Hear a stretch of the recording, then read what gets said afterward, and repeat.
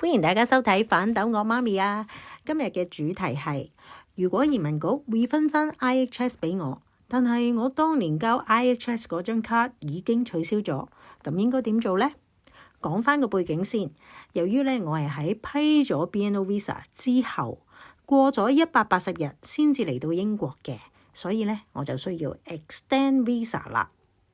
本來咧我就係需要 extend 9個月，就已經足夠我向英國住滿5年申請永居。但係因為 extend visa 咧最少都要申請2年半嘅，所以咧我就選擇提早申請。而當中新 visa 同埋舊 visa 重疊嗰段時間咧，由於先後俾咗2次嘅 IHS， 所以咧移民局咧就會退款嘅。但係退款係會退舊嗰筆啦，定係新嗰筆啊？答案咧就係舊嗰筆嘅。有網友擔心喎，擔心咩咧？喂，移民局啊，會唔會覺得咧你班香港人好麻煩㗎？批咗你又唔即刻過嚟，遲咗嚟又提早申請 extend 又要攞refund。唉，其實有頭髮邊個想做癩痢咧？我申請嗰陣我諗住都預佢2-3個月先批啊，係咪？點知12個鐘頭，真係12個鐘頭，一日都唔使就已經批咗我啦，所以我咪趕唔切180日之內過嚟咯。仲有啲網友咧話我知咩咧？佢哋遲咗180日多少少嘅咋，因為屋企人過身啊，要搞埋喪禮先至走得。亦都有啲網友去話自己有病啊，要做埋療程先至走得啊！真係家家有本難念的經。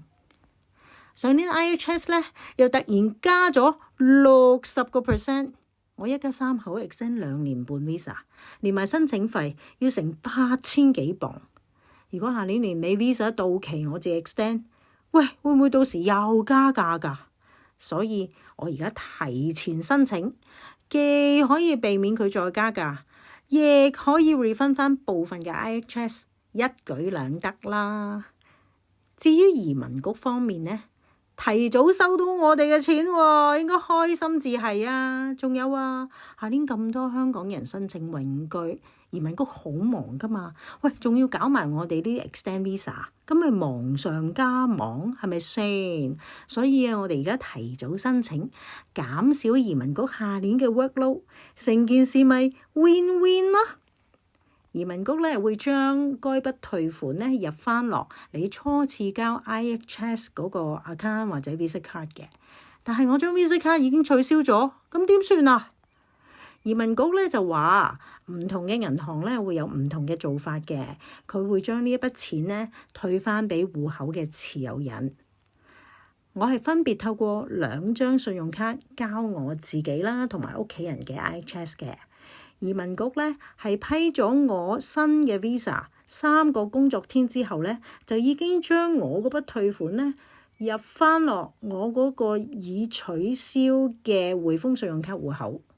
本來我都唔知㗎，後嚟咧收到匯豐寄俾我嗰張實體嘅 bank statement， 我先知。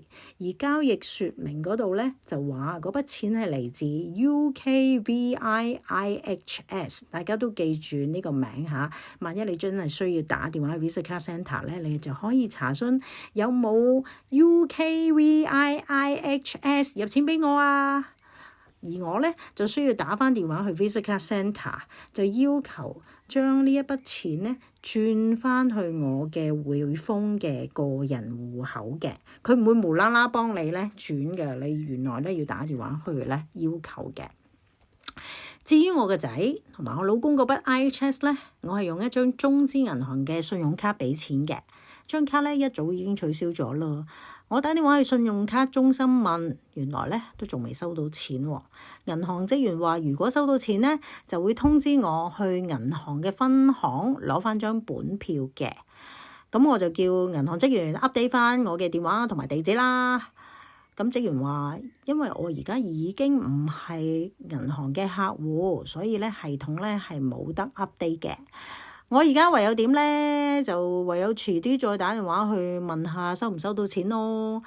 如果過咗28日都收唔到錢嘅話呢，我就需要打電話去移民局查詢㗎喇。